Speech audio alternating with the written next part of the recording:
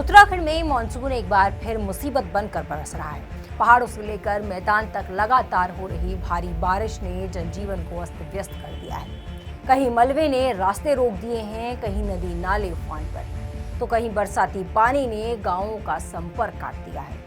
पौड़ी से देहरादून और ऋषिकेश तक बारिश का असर साफ दिखाई दे रहा है। हालात ऐसे हैं कि लोगों को सड़क पर निकलने से पहले कई बार सोचना पड़ रहा है। इसी बीच कुछ जगहों से लोगों के फंसे होने और रेस्क्यू किए जाने की खबरें भी सामने आई हैं। सबसे पहले बात पौड़ी जिले की करते हैं, जहां मेहरगांव गांव में भारी बारिश के बाद मलबा आने से हालात गंभीर हो गए हैं। मिली जानकारी के अनुसार 3 लोग मलबे में फंसे हुए हैं, जिनमें से एक 4 साल के बच्चे की मौत हो चुकी है। बारिश के बीच यहाँ राहत और बचाव कार्य को लेकर स्थिति पर नजर भी रखी जा रही है।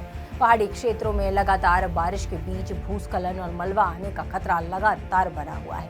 एक तो मानसून की आफत, दूसरा निर्माण कार्यों की गुणवत्ता का आलम। जरा देखिए सतपुली गुमखाल हाईवे में बारिश और भूस्खलन के बाद कैसे एक बुजुर्ग महिला अपने किचन समेत सड़क पर आ गई। बुजुर्ग महिला गंभीर रूप से घायल हुई है।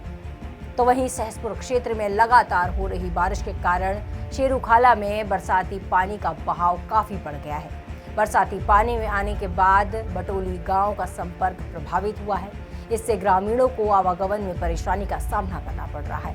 ग्रामीणों ने प्रशासन से मौके पर जायजा लेने और जल्द आवश्यक कदम उठाने की मांग की है। बारिश का असर सड़क कनेक्टिविटी पर भी देखने को मिल रहा है। NH 34 ऋषिकेश चंबा मोटर मार्ग पर गुजर नाला, पुलिस चौकी फलसाड़ा के पास मलबा आने के कारण मार्ग यातायात के लिए पूरी तरीके से बंद हो गया है। मार्ग को खोलने के लिए JCB मौके पर भेजी जा रही है। ऐसे में इस रास्ते से सफर करने वाले लोगों को फिलहाल सावधानी बरतने की जरूरत है। तो वहीं बारिश के बीच देहरादून से राहत की खबर भी सामने आई। स्वारना नदी क्षेत्र में ट्रैकिंग के लिए गए UPS के 6 छात्र अचानक तेज बारिश के कारण फंस गए। बारिश के बाद नदी का जलस्तर बढ़ गया और छात्रों की वापसी का रास्ता मुश्किल हो गया। सूचना मिलने पर SDRF डाक पत्थर की रेस्क्यू टीम मौके पर पहुंची और बढ़े हुए जलस्तर के बीच SDRF के जवानों ने करीब 6 किलोमीटर पैदल ट्रैकिंग की और 6 छात्रों को सुरक्षित बाहर निकाला गया। सभी छात्रों की हालत सामान्य बताई जा रही है। उधर ऋषिकेश में भी भारी बारिश के बाद चंद्रभागा नदी का जलस्तर बढ़ गया है। नदी के उफान पर आने के कारण कई वाहन पानी की चपेट में आकर फंस गए। मौके पर लोगों ने अपनी जान जोखिम में डालकर वाहनों को सुरक्षित निकालने की कोशिश की। ये तस्वीरें एक बार फिर याद दिलाती हैं कि बरसात के मौसम में नदी नालों के आसपास थोड़ी सी लापरवाही भी भारी पड़ सकती है। तो वहीं केदारनाथ पैदल मार्ग पर गौरीकुंड के पास चिरबासा से पहाड़ी से गिरे बोल्डर ने 3 तीर्थयात्रियों को चपेट में ले लिया, जिसमें से एक की मौत हो गई जबकि एक घायल है। बारिश के कारण पहाड़ों में जहां सड़कें और संपर्क मार्ग प्रभावित हैं, वहीं नदियों का जलस्तर भी तेजी से बढ़ रहा है। गंगा का जलस्तर खतरे के निशान को पार कर चुका है। ऐसे में नदी किनारे रहने वाले लोगों और प्रशासन के लिए सतर्कता बेहद ही जरूरी हो गई है। कुल मिलाकर उत्तराखंड में मानसून इस वक्त सिर्फ बारिश नहीं बल्कि कई इलाकों के लिए चुनौती बन चुका है।